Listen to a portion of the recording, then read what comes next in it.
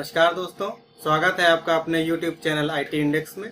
तो आज हम डिस्कस करेंगे SSH के बारे में।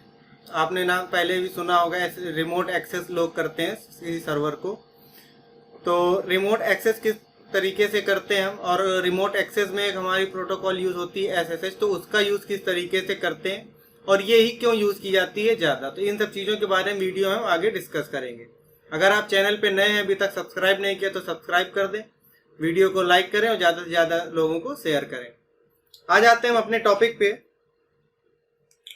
तो यहाँ पे देखते हैं हम SSH का फुल फॉर्म है हमारा सिक्योर सेल।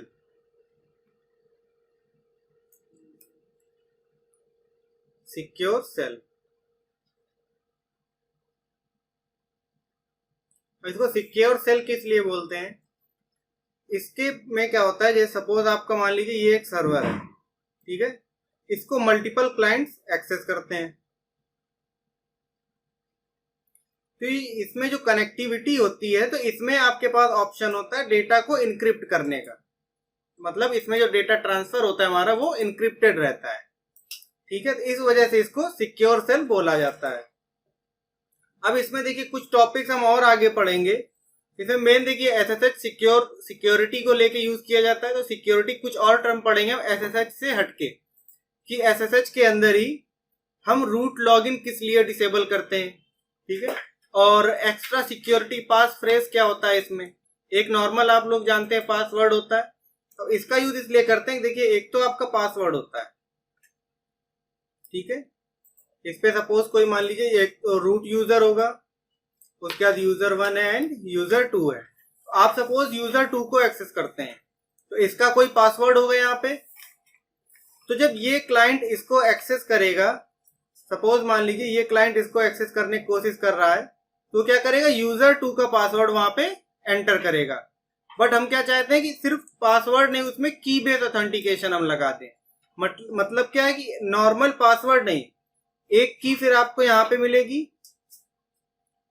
और एक की यहाँ पे होगी। तब ये जब वो दोनों की चेक कर लेगा कि हाँ ये कनेक्शन, हाँ ये हमने की इसको फॉरवर्ड की थी, तभी वहां पे कनेक्शन एस्टेब्लिश होगा, अदरवाइज कनेक्टिविटी नहीं पॉसिबल है, ठीक है। तो एक तो हमारा ये हो गया। सेकेंड एक हमारा आता है यहाँ पे रूट लॉगिन हम डिसेबल कर देते हैं।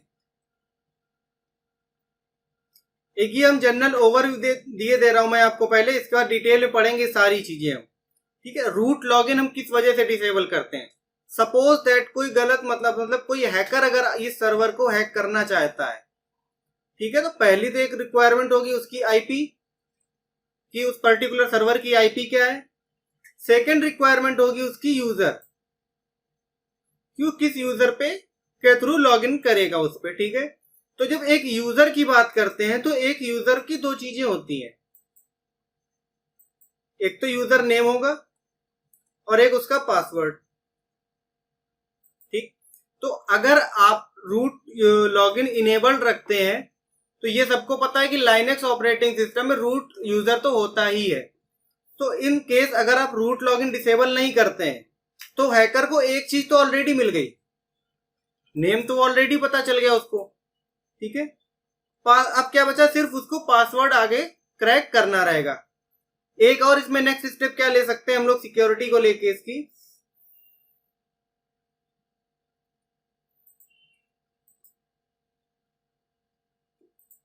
जैसे आपने बताया यहाँ पे आईपी और यूजर नेम हो गया। इसके बाद यहाँ पे आते हैं पोर्ट्स, ठीक है। अब क्या कि एक हमारे कंप्यूटर पे मल्टीपल पोर्ट्स होते हैं, तो इसमें SSH किस पोर्ट पे वर्क करता है? 22। SSH हमारा पोर्ट नंबर 22 पे वर्क करता है। अगर आप बाय डिफॉल्ट सर्विस के साथ ही यूज कर रहे हैं उसको, तो ये हर किसी को यूजर को पता होता है कि SSH पोर्ट 22 पे वर्क कर रहा है। अगर आपने ये चीज नहीं किया, तो यूजर को हैकर को एक चीज और मिल गई। अब उसको पोर्ट नंबर भी पता है और उसको यूजर नेम भी पता है।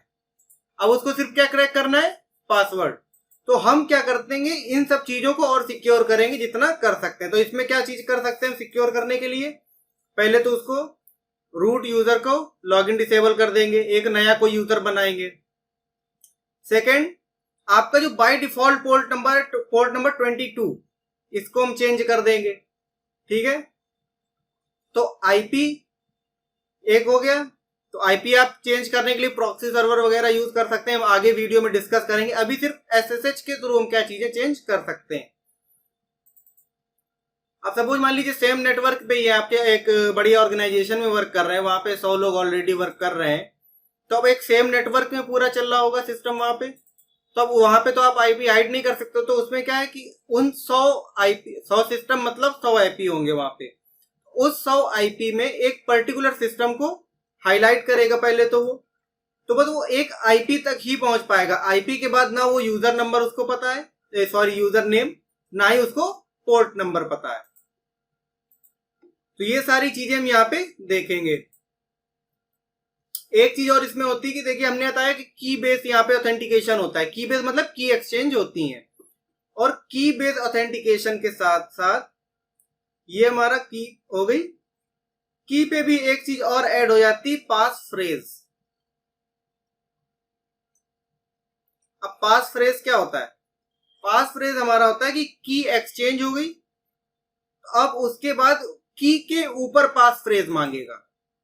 मतलब की जब सही है उसके बाद भी पास फ्रेज चाहिए। सपोज करो आप केस एक कि आपके सिस्टम से की किसी ने कॉपी कर ली, उसको की मिल गई, या सपोज आपका सिस्टम ऑन छूट गया, कोई वहां पे वर्क करने बैठ गया, तो अब उसको पासवर्ड चाहिए नहीं, आपके सिस्टम में की ऑलरेडी अवेलेबल है, वो डायरेक्ट सर्वर को एक्सेस करके चेंजमेंट कर सकता है उसमें।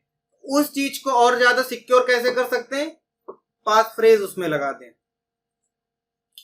कि उसको की तो मिल गई बट उसको पास फ्रेज नहीं पता है। पास फ्रेज हमारा यूज होगा जब की हमारी मैच कर जाएगी, पास फ्रेज उसमें यूज करेंगे। यूजर पासवर्ड नहीं होता, ये जो हम की जनरेट करेंगे अभी, तब आप उसको उसमें हम क्लियर कर देंगे कि पास फ्रेज कहां पे देते हैं। अगर आपको पास फ्रेज नहीं ऐड करना तो आप ब्लैंक उसको आगे मूव ऑन कर जाइए वहां पे।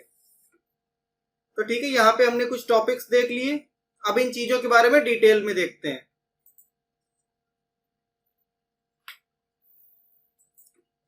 फर्स्ट है हमारा पोर्ट नंबर कैसे चेंज, की कैसे जनरेट करते हैं, सबसे पहले हम ये देख लेते हैं। अब ये लैब हमें करने के लिए क्या रिक्वायरमेंट होगी?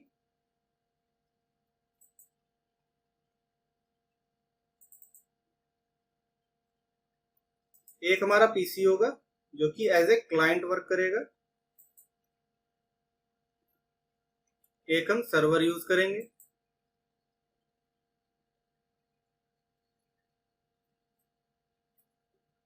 सर्वर की आईपी हम दे देते हैं, अभी मैंने उसको कॉन्फ़िगर कर रखा है, मतलब चीजें।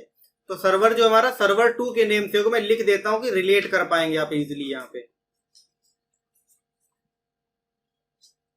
सर्वर 2 और इसका नाम है हमारा सर्वर 1, ठीक है।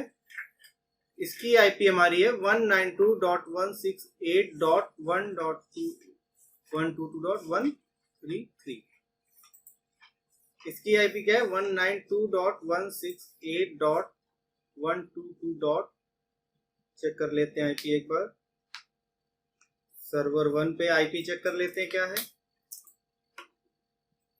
128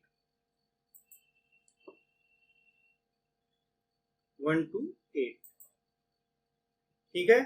ये दोनों चीजें हमारी कंफर्म हो गई, एक क्लाइंट है एक सर्वर। अब देखते हैं इसमें आगे हमें क्या करना है।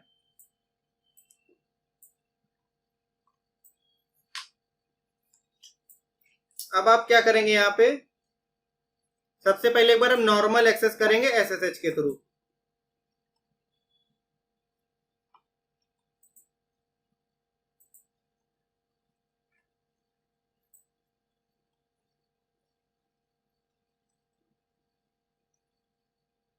विदाउट की सर्वर को एक्सेस करेंगे हम लोग फर्स्ट।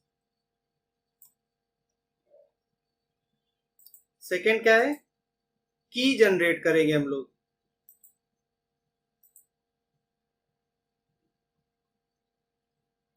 की जनरेट करने के बाद देखिए इसके कुछ इसके अंदर कॉन्सेप्ट है, ये मतलब स्टेप्स है जो हमें करने होंगे। पहले की जनरेट कर ली, कॉपी पब्लिक की टू सर्वर। हम जब यहाँ पे क्लाइंट साइड पे की जनरेट करेंगे तो आपको दो की मिलेंगी, एक प्राइवेट की और एक पब्लिक की। पब्लिक की को हम सर्वर पे कॉपी कर देंगे।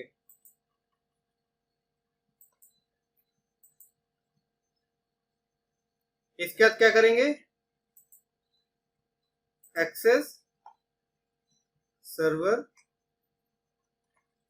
विथ की।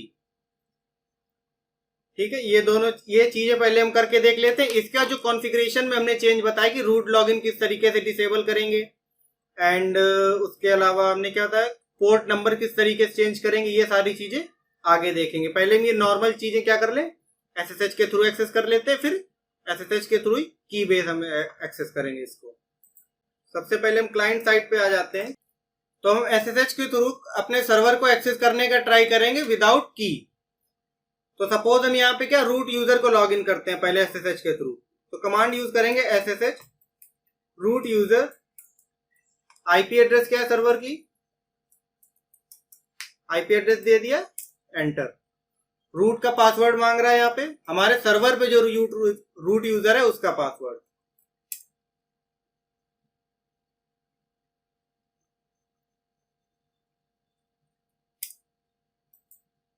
ठीक है, ये हमने पासवर्ड डाला। यहाँ पे ये देखिए अमन @server1 है, ये हमारा क्लाइंट साइड था server1। अब हम कहां पे आ गए, रूट @server2। अब हम सर्वर पे एंटर कर चुके हैं।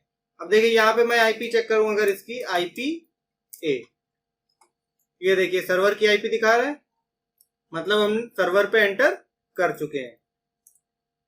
अब अगर किसी मशीन को आपने एक्सेस किया, उससे बाहर आना है, तो आपको नॉर्मल एग्जिट कमांड रन करनी है, एग्जिट लॉग आउट कनेक्शन। वापस से हम सर्वर 1 पे आ गए। ठीक है, तो हमने नॉर्मल इसको एक्सेस कर लिया। अब हम क्या करेंगे, की क्रिएट करके उस पर कॉपी करते हैं ताकि विदाउट पासवर्ड हम लॉग इन कर पाए। तो की जनरेट करने के लिए कमांड का यूज करेंगे एसएसएच की जेन, एंटर कर देंगे। अब देखिए यहाँ पे दिखा रहा है जनरेटिंग पब्लिक प्राइवेट आरएसए की pair, inter file in which you save the key. तो इसमें आपको कुछ चेंज करने की जरूरत नहीं। अगर आप कुछ चेंज करना चाहते हैं अपने मन से तो कीजिए, अदरवाइज कोई चेंज करने की जरूरत है नहीं। अब देखिए बाय डिफॉल्ट कौन सी लोकेशन लेता है, आप जिस यूजर से लॉगिन है उसकी होम डायरेक्टरी पे .ssh डायरेक्टरी क्रिएट करता है। वही देखिए दिखा रहा, होम के अंदर अमन के अंदर .ssh। हमें कुछ चेंज नहीं करना, ब्लैंक, एंटर कर देंगे।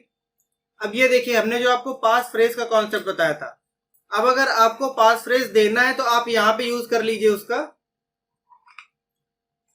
ये लिखा हुआ है एंटर पास फ्रेज। तो पास फ्रेज क्या, आपकी की के ऊपर वर्क करेगा। फिर हमें कोई पास फ्रेज नहीं देना, आपको प्रैक्टिस करनी है, आप पास फ्रेज की कर लीजिए। अगर कोई प्रॉब्लम हो तो आप वापस से कमेंट सेक्शन में बता सकते हैं, वो डाउट भी क्लियर कर देंगे शॉर्ट वीडियो में। फिलहाल हम इसको एम्प्टी छोड़ रहे हैं। ठीक है, हमारी कीज क्रिएट हो चुकी है, चेक कर लेते हैं एक बार। अब ये देखिए यहाँ पे टिल्ट का साइन आ रहा है, टिल्ट का साइन आ रहा है मतलब होम डायरेक्टरी में है किसी की। अब किसकी होम डायरेक्टरी में, इसके लिए हम सबसे आगे देख सकते हैं, यूजर नेम शो कर रहा है अमन। हमने यहाँ पे कीज क्रिएट करी, एलएस करेंगे, यहाँ पे ब्लैंक आ रहा है। क्यों, क्योंकि देखिए फाइल ने वहां पे क्या दिखा रहा था, .ssh, और जिस भी डायरेक्टरी या फाइल के आगे डॉट लगा होता है वो हमारी हिडन फाइल या डायरेक्टरी होती है। हिडन फाइल और डायरेक्टरी किस तरीके से शो करते हैं, आपको बताया था प्रीवियस वीडियो में, ls स्पेस -a। ये देखिए आपकी डायरेक्टरी क्रिएटेड है लास्ट में, .ssh, एंटर करते हैं। अब ये देखिए यहाँ पे तीन चीजें हैं। फर्स्ट आपका IDRSA, ये आपकी प्राइवेट की है। IDRSA.pub जो है ये आपकी पब्लिक की है, इसको आप सर्वर पे कॉपी करेंगे। उसके बाद हमें हमारा है नोन होस्ट। नोन होस्ट मतलब जिन सर्वर से आप कनेक्ट कर चुकते हैं या किसी दूसरे नॉर्मल कंप्यूटर से भी आपने SSH के थ्रू कनेक्ट किया है तो वो हमारे नोन होस्ट हो जाते हैं। ठीक है, फर्स्ट टाइम वो नोन होते हैं, उसके बाद एक बार आपने कनेक्टिविटी कर ली, वहां पे कंफर्मेशन मांगेगा, फिर वो नोन होस्ट में आ जाएंगे। तो हम एग्जिट कर देते हैं यहां से। अब हम क्या करेंगे, की को कॉपी कर देते हैं, कहां पे, अपने सर्वर पे। SSH कॉपी आईडी इसके बाद क्या हमें लोकेशन देनी है हमारी पब्लिक की कहाँ पे अवेलेबल है। तो पब्लिक की लोकेशन क्या थी, होम के अंदर यूजर अमन, उसके बाद डॉट SSH और यहाँ पे IDRSA.pub। ठीक है, तो ये हमारा सोर्स हो गया, ये कि हम यहाँ से कॉपी करेंगे। लोकेशन क्या है जहां पे हमें कॉपी करनी है, सर्वर आईपी दे देते हैं। सपोज हम सर्वर ने हमें आईटी इंडेक्स को देना, आईटी इंडेक्स एक यूजर है हमारा सर्वर पे, तो हम क्या, अगर देखिए नॉर्मल आपको सेंड करनी तो आईपी पे भी दे सकते हैं, हम पर्टिकुलर एक यूजर पे देते हैं आईटी इंडेक्स @ 192.168.122.133। एंटर करते हैं। एक चीज देखिए यहाँ पे कुछ मिसिंग है, IDRSA के बाद यहाँ पे -i का यूज करेंगे। एंटर करते हैं। ठीक है, कॉपी हो गई हमारी। अब देखिए कॉपी करने से पहले देखिए यहाँ पे क्या पूछ रहा है, IT index IP and password, मतलब सर्वर पे जो यूजर आईटी इंडेक्स है उसका पासवर्ड क्या है। मतलब आप अननोन पर्सन को ऐसे ही की नहीं भेज सकते, अगर आपको पता है उसका यूजर नेम पासवर्ड तभी आप वहां पे की सेंड कर सकते हैं। पासवर्ड एंटर कर देते हैं, की हमारी ऐड हो गई वहां पे। क्लियर करते हैं। अब एक्सेस करने की कोशिश करते हैं आईटी इंडेक्स को, SSH आईटी इंडेक्स,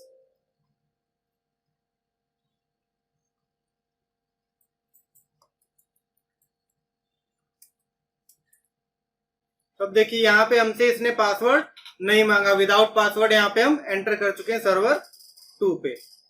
ठीक है, तो आपको ये कॉन्सेप्ट यहाँ पे क्लियर हो गया। हमें यहाँ पे किसी आईटी इंडेक्स यूजर की पासवर्ड की रिक्वायरमेंट नहीं पड़ी, क्योंकि हमने की ऑलरेडी एक्सचेंज कर रखी है। ठीक है, एग्जिट कर देते हैं यहां से। अब रूट यूजर का एक्सेस करने की कोशिश करेंगे। यहां से रूट आईपी एड्रेस सर्वर का,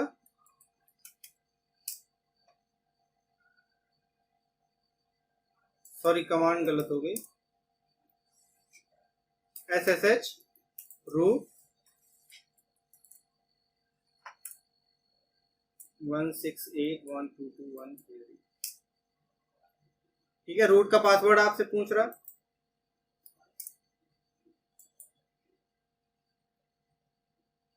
ठीक है, तो आपने यहाँ पे पासवर्ड के थ्रू यहाँ पे एक्सेस कर लिया है। ठीक है, एग्जिट करते हैं। अब कॉन्फ़िगरेशन में चेंज करके देख लेते हैं एक बार।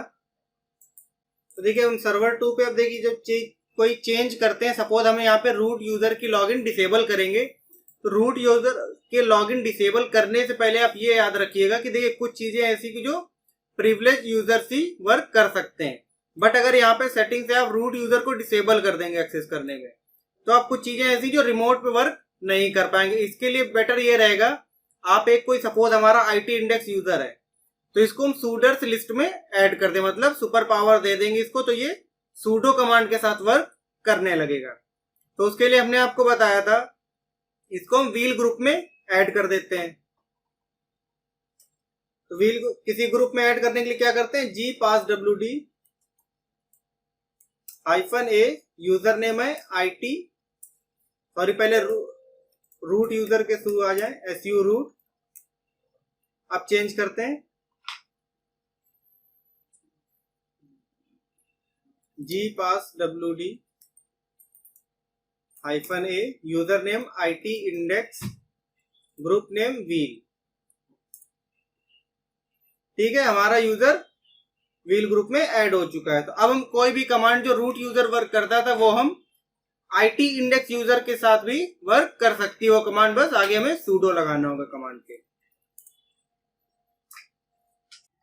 तो हमने एक नॉर्मल यूजर को व्हील ग्रुप में ऐड कर दिया, ताकि अब जो भी हमें रूट यूजर के थ्रू कमांड वर्क रन कराते थे, और वो नॉर्मल यूजर भी वर्क कर सकता है with the help of pseudo.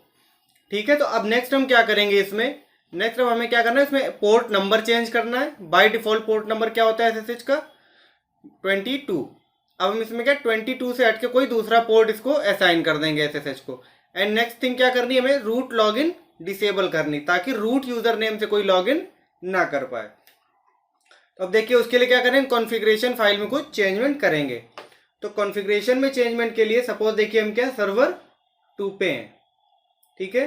तो हम यहाँ रूट यूजर के थ्रू लॉगिन करेंगे, vi टेक्स्ट फाइल है vi से ओपन करेंगे, etc के अंदर ssh फिर sshd_config ओपन करेंगे। अभी देखिए इसमें आपको दो चीज़ें ढूंढनी है, एक तो पोर्ट नंबर और दूसरा रूट लॉगिन डिसेबल करना है। तो सबसे ऊपर ये देखिए पोर्ट नंबर तो हमें मिल गया, यहाँ पे क्या लिखा है पोर्ट 22, बट ये क्या कमेंटेड है यहाँ पे, तो ये वर्क नहीं कर रहा। अब देखिए वर्क नहीं कर रहा तो फिर कैसे रन कर रहा, SSH को बाय डिफॉल्ट 22 ही असाइन है, तो यहाँ पे क्या हम इसको देख के इसको समझ जाएं, इस वजह से इसमें दे रखा है। अदरवाइज ये 22 वर्क नहीं कर रहा, इस स्क्रिप्ट का कोई मतलब नहीं है, क्योंकि मैंने आपको बताया था अगर किसी स्क्रिप्ट में किसी भी लाइन के पहले हैशटैग लगाए तो मतलब वो कमेंट है। तो हम क्या करेंगे यहाँ पे, सबसे पहले तो इसका कमेंट रिमूव करेंगे, इंसर्ट मोड पे आ जाते हैं, बैक स्पेस, ठीक है। अब सपोज इसका 22 था तो इसका हम नंबर चेंज कर देते हैं, सपोज हम समझ इसका 555 कर देते हैं, ठीक है। तो हमने इसको पोर्ट नंबर नया दे दिया। नेक्स्ट अब हमें क्या करना था, रूट लॉगिन डिसेबल करना था। ये देखिए यहाँ पे लिखा हुआ है परमिट रूट लॉगिन, तो ये यस पे है, इसको हम नो कर देंगे,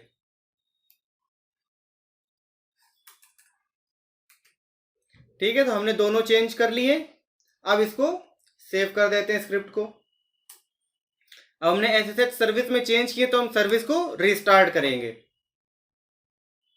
systemctl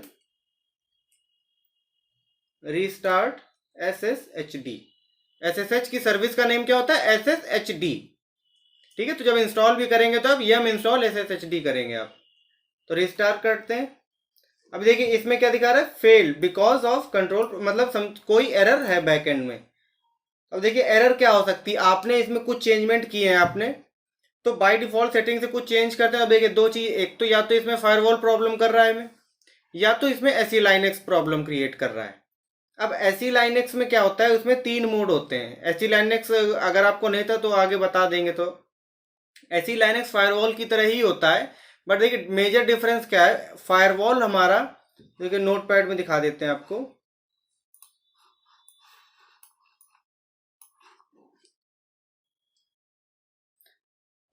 सपोज ये फायरवॉल है, ये आपका पीसी है, तो जो बाहर से ट्रैफिक आ रहा है तो फायरवॉल इस जगह पे वर्क करेगा, समझ रहे हैं, बाहर के ट्रैफिक को फिल्टर करेगा। बट SE लाइनेक्स क्या करता है, सपोज ये पीसी है तो इसके अंदर जो डेटा है इस डेटा पे SE लाइनेक्स वर्क करता है, मतलब किस सर्विस को कितनी परमिशन देनी वो SE लाइनेक्स डिसाइड करता है। या उसको जो कॉन्फ़िगरेशन दे रखी बाय डिफॉल्ट उसमें कुछ चेंजमेंट किए तो आपको SE लाइनेक्स को बताना पड़ेगा कि हाँ हमने ये चीज चेंज करी है।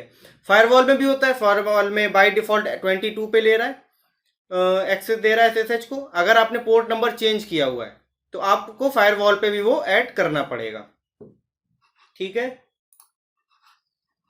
अब देखिए हम इसमें क्या करेंगे, नॉर्मल आपको देखिए सिंपल सा एरर अगर आता है, सबसे पहले चेक करना है आपका फायरवॉल रनिंग पे है क्या। तो उसको कैसे चेक करेंगे, systemctl status firewall D active and running. ये देखिए यहाँ पे ग्रीन कलर से अलग ही दिख रहा है। तो हम क्या करेंगे, यहाँ पे पोर्ट नंबर हमने क्या दिया था 4x5, तो उसको ऐड कर देते हैं यहाँ पे, firewall -cmd permanent add port = 555, ठीक है। तो हमने यहाँ पे इस पोर्ट को ऐड कर दिया, एंटर करते हैं, सक्सेस। इसको रिलोड कर देते हैं, फायरवॉल सर्विस को चेंजमेंट किए हमने, फायरवॉल cmd रिलोड, ठीक है। सर्विस भी रिलोड कर दी। तो एक तो हमने फायरवॉल में चेंज कर दिया, अब एसी लाइनक्स से भी हम इसको परमिशन दे देते हैं। इसके लिए क्या करेंगे, देखिए एसी लाइनक्स के 3 मोड होते हैं, एक तो डिसेबल्ड, एक परमिसिव होता है और एक इन्फोर्सिंग मोड होता है। इन्फोर्सिंग में क्या होता है कि जो एसी लाइनक्स ने परमिशन डिसाइड कर रखी है तो सारी सर्विसेज को उसके अकॉर्डिंग चलना पड़ता है। परमिसिव में क्या होता है कि वो एक्सेस प्रोवाइड कर देते हैं बट उसके लॉग्स क्रिएट कर देता है, ठीक है। और थर्ड है डिसेबल्ड, उसमें वो कुछ वर्क भी नहीं करता। तो हम क्या करेंगे, इसको परमिसिव में सेट कर देंगे। तो उसके लिए आपको क्या कमांड चलानी, सेट इन्फोर्स एंड 0।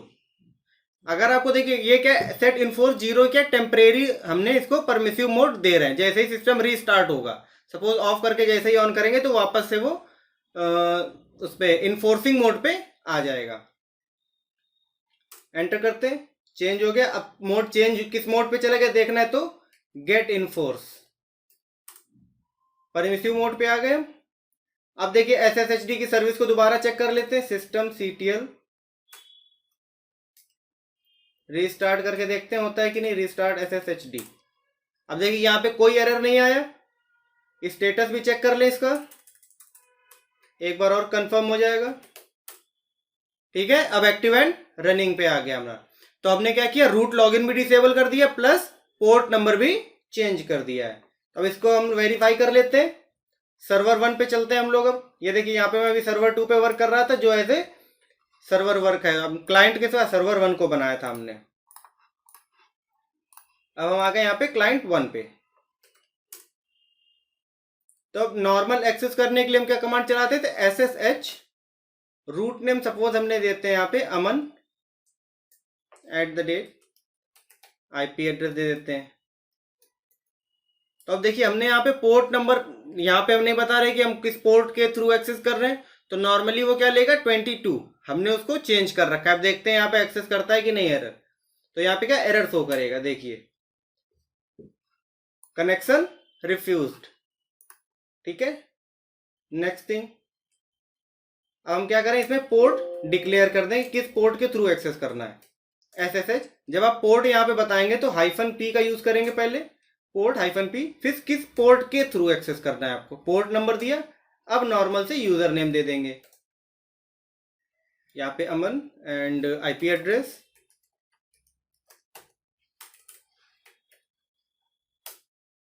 पासवर्ड मांगा इसने, पासवर्ड एंटर करते हैं। लॉगिन हो गए हम सर्वर 2 पे। ये देखिए अमन @server 2। एग्जिट कर लेते हैं यहाँ से। तो देखिए एक चीज तो हमारी क्लियर हो गई यहाँ पे कि हमने जो पोर्ट नंबर चेंज किया वो अब वो वर्क कर रहा है।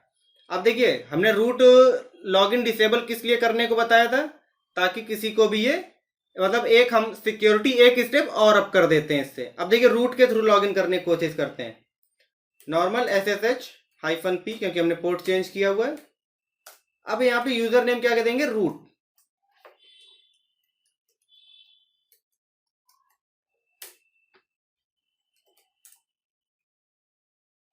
ठीक है, परमिशन देखिए पासवर्ड मांगा। अब देखिए इसको परमिशन डिनाइड आ गए, ये देखिए permission denied, please try again. अब इसमें आप पासवर्ड डालते जाइए बार बार। देखिए पासवर्ड मैंने फिर एंटर किया, फिर से परमिशन डिनाइड आपको बताएगा। मतलब अब रूट यूजर के थ्रू कोई लॉगिन नहीं कर सकता है। इसे देखिए बढ़िया क्या रहेगा इसमें, क्योंकि देखिए अगर किसी को यूजर नेम नहीं पता है तो वो सिर्फ अगर IP के थ्रू एक्सेस करते हैं आप किसी भी सर्वर को तो डायरेक्टली रूट यूजर पे जाता है, रूट यूजर के थ्रू एक्सेस लेता है। तो अगर उसको IP पता भी चल गई तो उसको यूजर नेम अब पता नहीं होंगे सब। तो देखिए हमने यहाँ पे सारी चीजें करके देख ली। Normal without key base authentication भी हमने एक्सेस कर लिया, की बेस भी हमने आपको बता दिया, की किस तरीके से कॉपी करते हैं बता दिया आपको। एंड रूट यूजर लॉगिन हमने डिसेबल करके भी चेक कर लिया एंड पोर्ट नंबर भी चेंज करके चेक कर लिया। तो SSH से रिलेटेड जितनी आपको चीजें आपको आनी चाहिए, बेसिक है, बेसिक से ऊपर है, एडवांस में जनरली आपको क्या हर जगह मिलेगा कि SSH के थ्रू एक्सेस कैसे करते हैं एंड ज्यादा से ज्यादा क्या होगा की बेस ऑथेंटिकेशन किस तरीके से यूज करते हैं। पोर्ट एंड ये सारी चीजें जल्दी कोई नहीं बताएगा आपको। ठीक है, तो इस वीडियो में फिलहाल इतना ही। मिलते हैं नेक्स्ट वीडियो में नेक्स्ट टॉपिक के साथ। तब तक वीडियो आपको समझ में आ रही तो वीडियो को लाइक कीजिए, ज़्यादा से ज़्यादा लोगों के साथ इसको शेयर कीजिए। मिलते हैं नेक्स्ट वीडियो में।